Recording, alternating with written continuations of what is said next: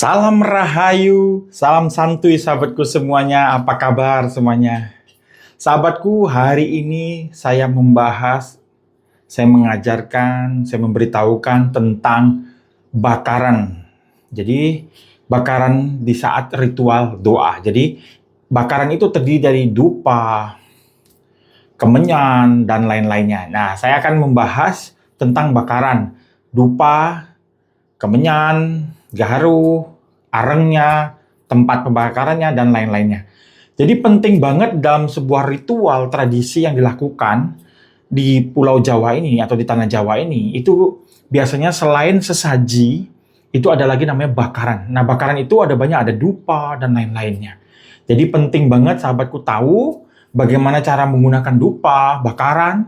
Nah, saya akan ajarin dengan bahasa Indonesia sehari-hari, dengan bahasa di warung-warung kopi yang gampang banget Anda terima, yang gampang banget Anda cerna. Nggak repot rupa apa segala macam, tidak. Saya akan mengajarkan yang gamblang, yang gampang saja, yang paling banyak digunakan. Dari berbagai macam tata cara, saya akan gunakan beberapa saja yang simple, yang gampang digunakan. Nah, nanti saya akan perkenalkan beberapa barang-barang apa namanya dan lain-lainnya. Oke sahabatku, ikutin video ini dari awal hingga akhir, jangan di skip. Jangan lupa di like channel ini, di subscribe channel ini, dan diberitahukan teman-teman yang lain, di share kepada yang lain, disimpan untuk Anda belajar. Yang penting dukung channel saya terus ya sahabatku. Oke, saya akan mulai sahabatku, saya persiapkan dulu alat-alatnya. Oke sahabatku, Anda nonton sampai habis ya. Jadi sahabat pernah dengar nggak? Kalau kadang-kadang kalau orang ngomong soal dupa, bakaran gitu, pasti orang-orang langsung bilang, wah itu sesat lah, apalah segala macem. Jadi sahabatku jangan salah ya. Dupa ini adalah sesuatu yang harum. Maksudnya seperti ini, dupa ini adalah, ini dupa lidi. Jadi dupa ini adalah dari ini apa? Serbuk kayu yang dikasih pewangi atau dikasih esen atau dikasih biang dari wangi-wangi bunga-bungaan dan lain-lainnya. Nah, dari zaman dahulu tradisi dupa ini digunakan dari zaman dahulu. Nah, kalau di zaman timur dulu itu menggunakan mur, kemenyan, gaharu dan lain-lainnya.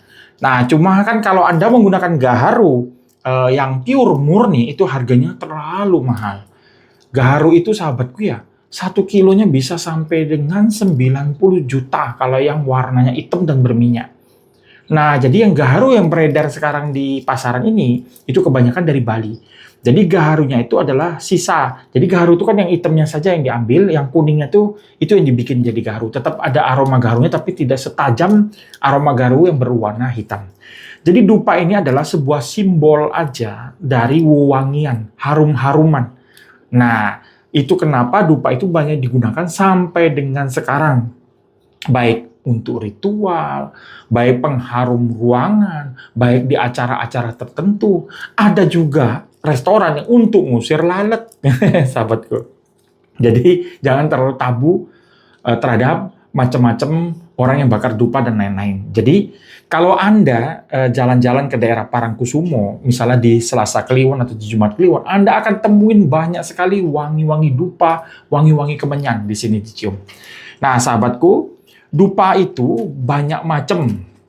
Ada yang batangnya merah, ada yang batang belakangnya hitam, ada batang belakangnya putih. Itu memang ada beberapa jenis dalam keagamaan tertentu itu berfungsi, tapi kita ngambil yang umum saja. Bebas mau pakai yang apa warna belakangnya. Nah, dupa ini, sahabat yang saya pegang ini namanya dupa lidi. Nah, dupa lidi ini atau dupa ini ada 2 jenis sahabatku. Ada yang disebut dupa kering, yang seperti ini. Ada yang disebut dengan dupa basah. Nah, kalau dupa basah itu sahabatku, dia masih ada minyak-minyaknya, kayak masih lembut-lembut. Kalau kering ini kan kering seperti kering aja, gini. Nah, cuma bedanya, dupa basah sama dupa kering itu ada perbedaan yang sangat menonjol. Kalau dupa kering kayak gini, ini dupa panas disebut. Jadi kalau kita kena abunya, itu bisa melepuh, bisa luka. Tapi kalau dupa basah, biasanya disebut dupa dingin. Kalau kena, tidak panas, sahabatku. Itu perbedaannya. Jadi, ada dupa basah, dupa kering, dan berbagai macam dupa yang lain. Saya hanya bahas 2 tipe itu saja. Nah, selain dupa lidi ini ada juga yang disebut dupa lingkar, sahabatku, seperti ini. Nah, ini yang disebut dupa lingkar. Nah, kalau dupa lingkar ini biasanya bisa dari 6 jam sampai 24 jam. Nah, dia harus menggunakan alat seperti ini, sahabatku. Nah, seperti ini, dia nanti dibakar baru ditaruh di sini. Nah, ini adalah dupa lingkar. Nah, biasanya dupa lingkar ini digunakan untuk yang penggunaan 24 jam. Contohnya untuk ritual tertentu atau tempat-tempat ibadah tertentu atau untuk pengharum ruangan tertentu. Itu bisa digunakan. Nah, selain dupa lidi tadi, dupa lidi ini macam-macam, sahabatku. Ada yang kecil, besar, dan lain-lain. Ada yang untuk 4 jam, 6 jam, sampai 24 jam. Tergantung dari besarnya dan diameternya. Ada juga yang disebut dupa kerucut, sahabatku. Dupa kerucut ini dia beda lagi, dia dibentuk kerucut itu nanti baru dibakar atasnya. Nah, jadi banyak sekali macam ragam dupa, kita hanya bahas 3 macam itu aja, dupa lingkar, dupa lidi, dan dupa kerucut. Nah, itu tentang dupa. Nah, dupa itu sendiri, sahabatku, orang juga kadang-kadang mengenal dengan sebutan hiyo, itu sama saja. Nah, ada wangi melati, ada wangi mawar, ada wangi kemenyan, ada wangi gaharu, ada wangi cendana, dan lain-lainnya. Nah, sekarang pertanyaannya, kalau kita mau ritual doa, sebenarnya dupa wangi apa yang paling bagus digunakan? Nah, itu bebas, sahabatku. Tapi kalau saya cenderung kepada orang itu sukanya aromanya apa. Misalnya kadang-kadang dia sukanya melati, boleh pakai bakar melati. Karena kadang-kadang selain orang itu maksain aroma yang lain, itu bisa membuat dia pusing dan tidak stabil untuk berdoa. Dan juga kadang-kadang ada tempat-tempat tertentu yang hanya mau wangi tertentu saja. Itu harus diikuti, sahabatku. Selain kita juga harus tahu yang umumnya yang digunakan yaitu gaharu, wangi gaharu, wangi cendana, wangi melati, atau dupa-dupa dari Darsam atau yang dari India. Itu wanginya macam-macam. Nah, jadi sahabatku, itu adalah dupa. Jadi ingat, sahabatku, dupa itu adalah pengganti wewangian yang digunakan untuk berdoa.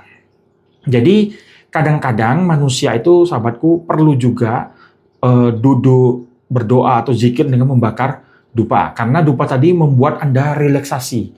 Anda terrelaksasi, jadi dimensi Anda tuh akan berubah, sahabatku. Jadi logikanya akan turun dan perasaannya akan naik. Dan biasanya kamu akan bisa menyadari tentang alam-alam yang gaib, sahabatku. Nah, selain dupa, dalam bakaran tuh ada juga yang disebut bakaran. Nah, bakaran tuh menggunakan arang.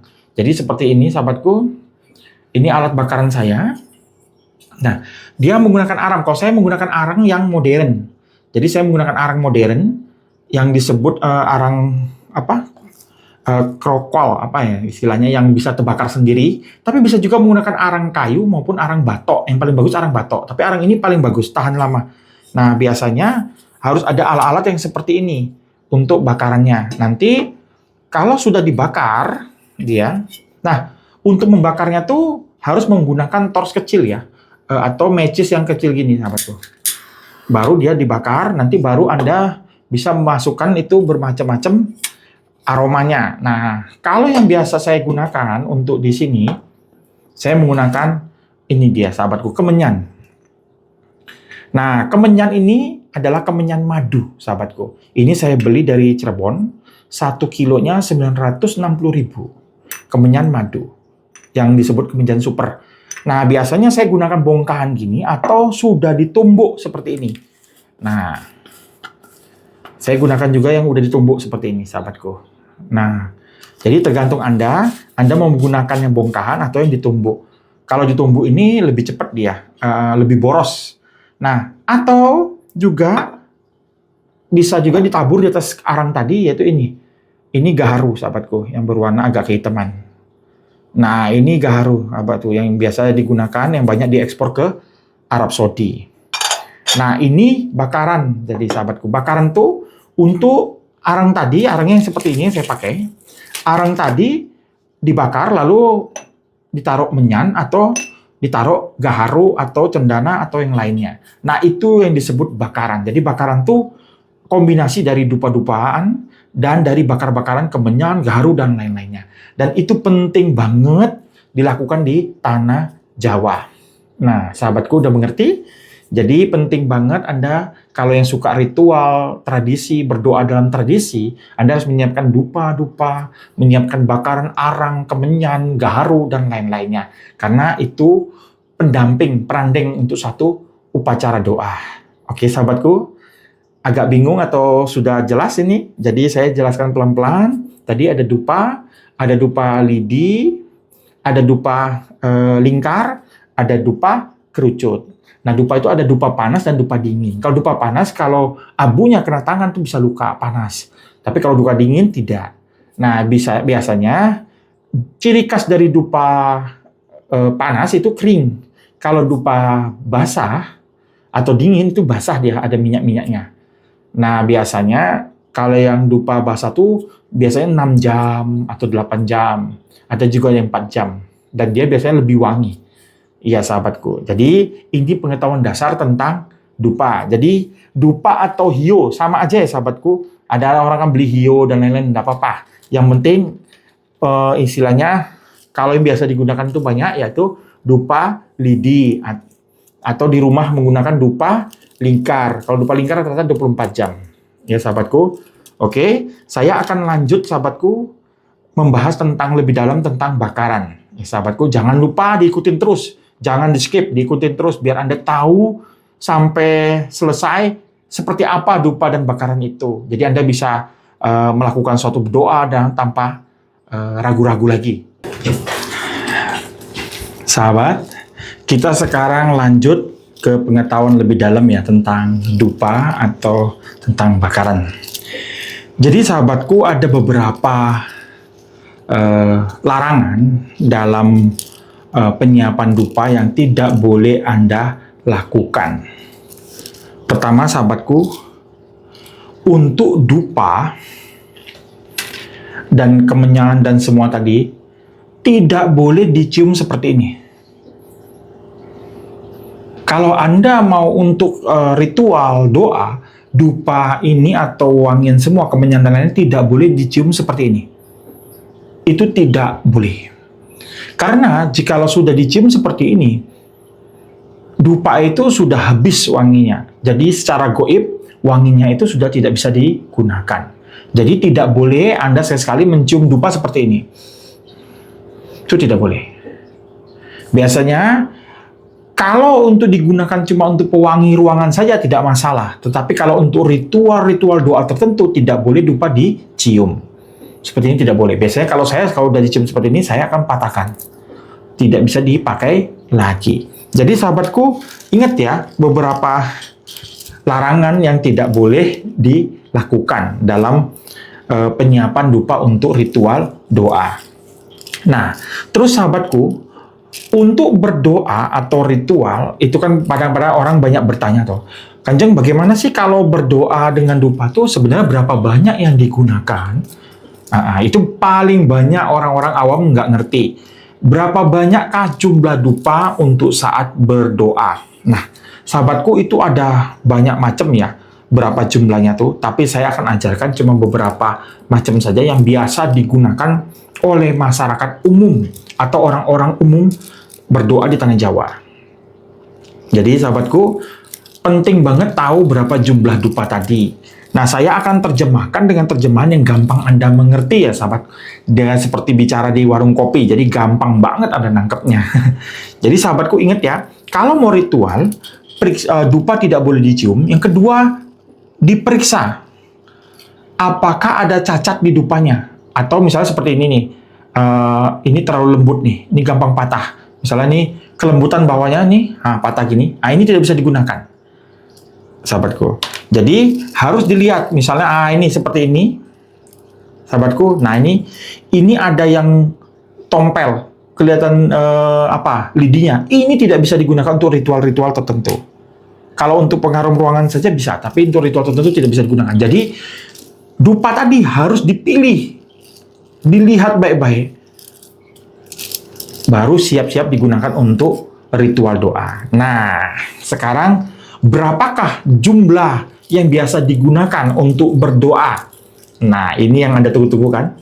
Berapakah jumlah dupa yang digunakan untuk ritual doa-doa tertentu. Nah, sahabatku, yang saya bicarakan ini adalah terjemahan bebas ya, sahabatku. Jadi yang paling gampang digunakan, yang biasa orang praktekkan, yang ada di sekitar sini. Oke, sahabatku, yang biasanya umum digunakan orang pertama kali itu adalah satu batang. Nah, saya kasih tahu dulu pengertian satu batang. Nah, kalau ada orang, Anda pernah lihat orang membakar dupa jumlahnya satu batang. Nah, pertanyaannya, dia itu berdoa untuk siapa? Nah, biasanya satu batang ini digunakan berdoa kepada Tuhan Yang Maha Esa, kepada para dewa-dewa dewi. Dan biasanya ini digunakan orang-orang tertentu saat dia berdoa, dia memohon sesuatu kepada Tuhan Yang Maha Esa, kepada Tuhan, kepada dewa-dewa, dan kepada Gusti Allah. Mereka menggunakan simbol satu. Nah, ada juga yang menggunakan, saya menggunakan simbolnya ganjil ya, sahabatku. Saya akan membahas tentang simbol ganjil. Saya tidak membahas tentang simbol genap. Karena yang paling banyak digunakan simbol ganjil. Nah, ada juga yang menggunakan 3 dupa.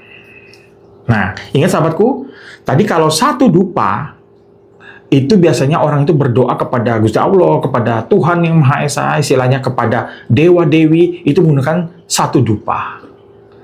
Nah, kalau dia ada lagi yang menggunakan 3 dupa. Nah, 3 dupa ini maknanya berbeda lagi. Kalau 3 dupa ini, biasanya ini adalah simbol semesta. Dari bumi, langit, dan kita manusia. Jadi kita kalau mau berdoa kepada alam semesta itu dengan 3 simbol, atau kepada para dewa dengan 3 simbol. Dan di beberapa kepercayaan juga 3 simbol ini kembali kepada Tuhan, berdoa kepada Tuhan. Itu untuk 3 simbol. Nah, ada lagi yang saya bahas tentang simbol yang berikutnya, yaitu 5 dupa. Nah, pertanyaannya, Kanjeng, kok aku pernah lihat ya ada orang misalnya dia berdoa, dia bakar 5 dupa. Nah, 5 dupa ini biasanya berhubungan dengan unsur yang ada di alam semesta.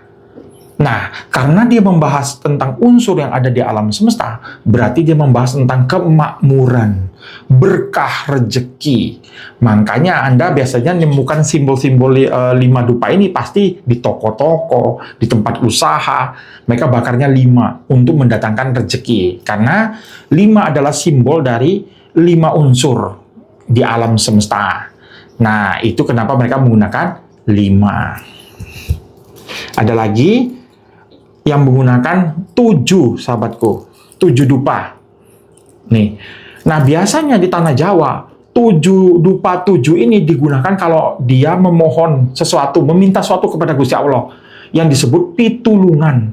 Jadi kalau Anda memohon sesuatu kepada Gusti Allah, misalnya memohon sesuatu kepada leluhur Anda, memohon kepada para penguasa-penguasa, itu menggunakan 7 atau pitulungan. Jadi 7 ini adalah untuk permohonan doa. Jadi dupa 1 tadi biasa digunakan untuk simbol berdoa kepada Gusti Allah atau kepada Tuhan Yang Maha Esa dan kepada para dewa-dewi. Dan dupa 3 digunakan untuk simbol dari alam semesta, dari bumi, langit, dan manusia. Nah, ini biasanya juga digunakan untuk berdoa kepada Sang Pencipta dan para dewa. Dan ada juga yang menggunakan, kalau Anda menggunakan simbol 5 dupa, nah 5 dupa ini biasa digunakan untuk unsur alam semesta. Jadi biasanya ini untuk mendatangkan rezeki. Nah, biasanya di toko-toko, orang pakarnya dulu di 5 ini di toko, di kantor, nih, memohon rezeki datang hari itu. Biasa 5 gitu.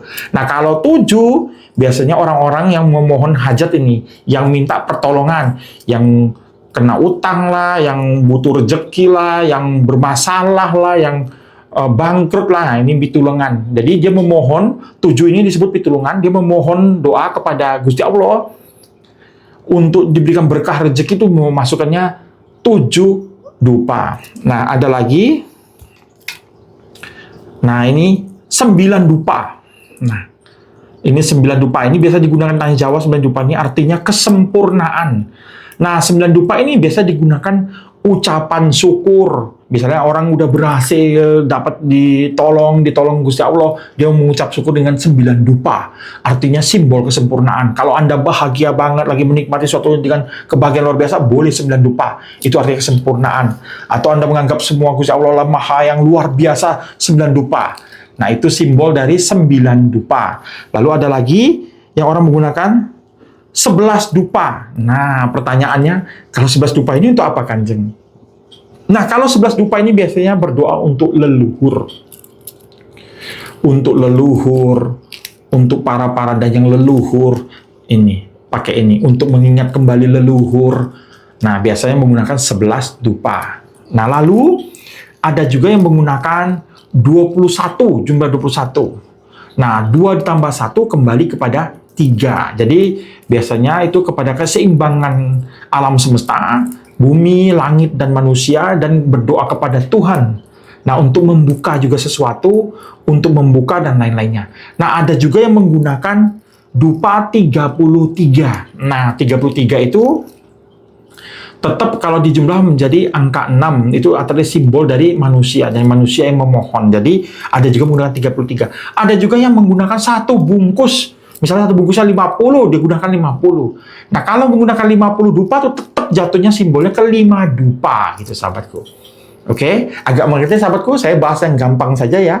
Jadi biasanya orang berdoa, kalau memohon kepada Gusti Allah, kepada para dewa, dia menggunakan 1. Nanti kalau mereka mau lebih lengkap lagi, memohon kepada Gusti Allah-nya menggunakan 3. Nah, 3 ini simbol juga alam semesta, bumi, langit, dan manusia. Nah, dan kepada para dewa-dewa juga bisa. Lalu kalau dia nanti tambahin lagi jadi 5, ini biasanya mereka yang berdoa untuk datangnya rezeki. Biasanya ini, karena ini terhubung dengan unsur alam. Nah, ini nanti mendatangkan rezeki gitu. Nah, nanti kalau mereka minta yang ke-7, ini biasanya kalau minta pertolongan, pitulungan, memohon apapun, apa yang Anda masalah, itu bakarnya 7. Nah, kalau Anda nanti mengucap syukur kepada Gusti Allah bahwa Anda udah berhasil, Anda mencapai kebahagiaan dan lain-lain, 9, kesempurnaan. Ini adalah simbol dari kesempurnaan. Ucap syukur, bahagia, sukacita itu 9. Nah, kalau Anda bakar 11, itu artinya Anda berdoa kepada leluhur Anda, kepada nenek moyang Anda, gitu sahabatku. Nah, baru nanti ada 21, 33, sejumlahnya ada 100-an lebih. Itu tergantung aja. Yang biasa umum digunakan berarti batas 21. Ya sahabatku, gimana? Mulai mengerti? Ada pertanyaan? Nanti kalau ada pertanyaan di komen saja. Nah, nanti saya akan lihat jawab di komen sahabatku ya. Jadi kalau ada pertanyaan selama saya ngajar, nanti di komen saja. Nanti saya akan balas di komen Anda. Pokoknya sahabatku ingat, ikutin dari awal hingga akhir ya. Jangan sampai Anda tidak nonton sampai akhir. Jadi setengah-setengah pengetahuannya. Dan jangan lupa juga channelnya di like dan ajak teman-teman subscribe. Anda juga subscribe gitu nah sahabatku. Ya sahabatku, jadi gitu tadi jumlah dupa yang harus digunakan, karena banyak sekali pertanyaan, maka saya bahas. Nah, sahabatku, sebenarnya kegunaan dupa, bakaran untuk berdoa ini adalah untuk memunculkan simbol dari wewangian. Jadi gini, dulu orang tahu bahwa Tuhan semesta alam itu menyukai yang harum. Jadi manusia membuat sebuah sesuatu yang harum, dan itu dibakar untuk mereka membantu mereka mendapat jawaban dari doa. Nah, nanti sahabatku, saat Anda mulai membakar dupa ini, nanti ada beberapa pengertian dari simbol-simbol asapnya. Jadi sahabatku, penting banget Anda tahu asap yang Anda bakar itu seperti apa. Itu penting banget dalam beberapa pengajaran, dalam pengajaran Jawa kuno, pengajaran di Tiongkok, dan dalam beberapa ritual-ritual agama, itu asap itu mempengaruhi dari arti apa yang mereka dapatkan dari berdoa tadi. Nah, saya akan membahas tentang arti yang lebih umum, arti yang lebih gampang di orang ini, tidak pakai dalil-dalil dan lain-lain, ya, arti yang gampang banget Anda cerna. Gitu sahabatku. Lalu ada yang bilang, Kanjeng, nanti kalau bakar dupa, makhluk goib datang dong. Nah, dupa itu memang bisa menarik apa saja semua di semesta alam. Karena wanginya, harumnya tuh menarik. Jadi, ingat baik-baik sahabatku, dupa itu Anda kalau mau membakar dupa, Anda harus punya niat. Jadi, kalau orang Jawa kan biasanya berdoa, niat ingsun, ngobong dupo. Nah, itu dan titik-titik dan titik-titik. Nah, jadi sahabatku, di saat membakar dupa, kecuali Anda membakar dupa untuk aromaterapi aja, itu nggak pakai niat, nggak apa-apa. Tetapi kalau Anda membakar dupa untuk berdoa, Anda harus ngomong dulu niatnya di awal. Jadi, niat itu sebenarnya mengalamatkan dupa ini untuk siapa. Jadi, kalau Anda sudah alamatin untuk siapa, yang makhluk lain itu tidak berani mengganggu. Kecuali kalau mereka lebih tinggi daripada yang kamu alamatin. Misalnya, ini dia bakar dupa ngelamatin untuk pohon pisang gitu. Nah, pohon beringin berani ganggu gitu nah, sahabatku. Tapi penting banget dupa itu digunakan dengan niatnya untuk apa? Pertama, untuk misalnya memohon sesuatu kepada Gusti Allah. Nah, itu dupa itu bakarnya, asapnya tidak akan berani diganggu lagi sama yang lain gitu. Nah, sahabatku. Nah, sahabatku, kita masuk yang ke paling dalam ini tentang makna atau simbolik dari asap dupa. Itu apa saja. Nah, nanti saya akan beritahukan, sahabatku. Saya minum dulu sebentar. Nanti kita lanjut lagi sebentar ya, sahabatku.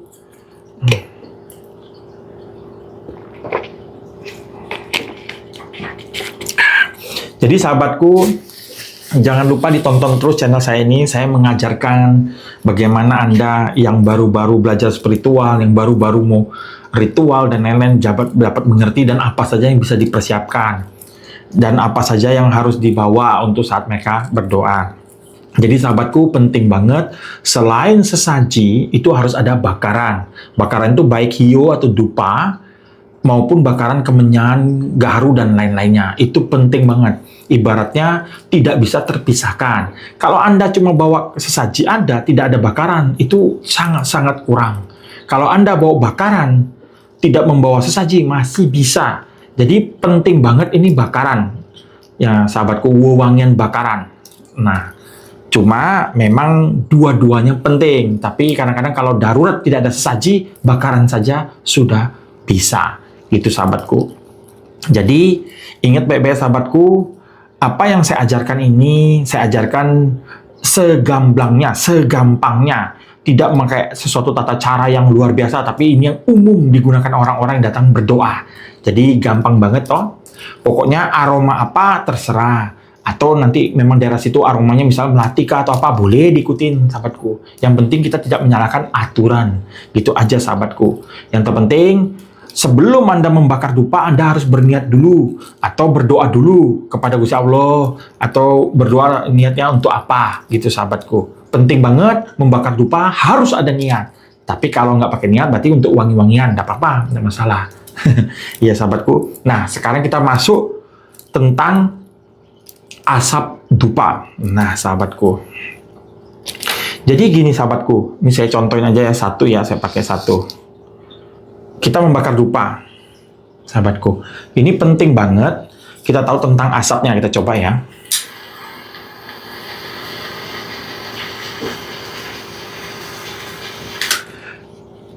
Nah, kalau membakar dupa nggak boleh ditiup ya, sahabatku, dikibas.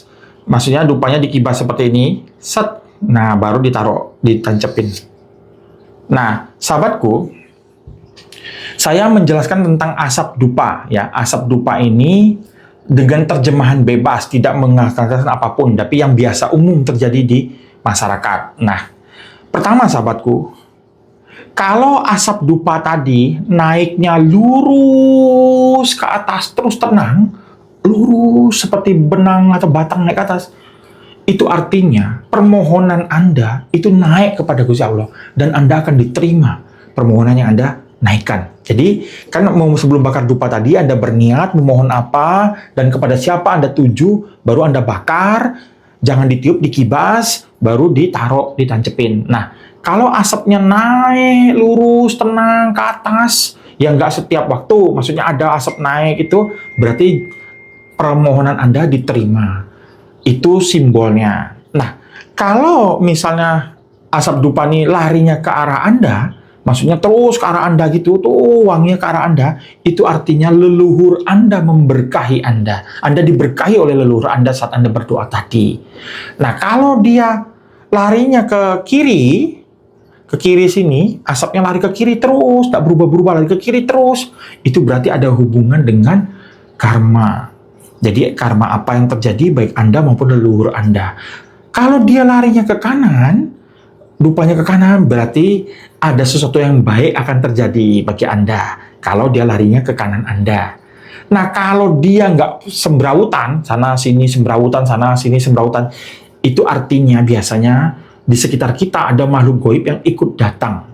Yang ikut datang melihat tentang dupa tadi. Nah, itu yang umum orang-orang tahu, sahabatku.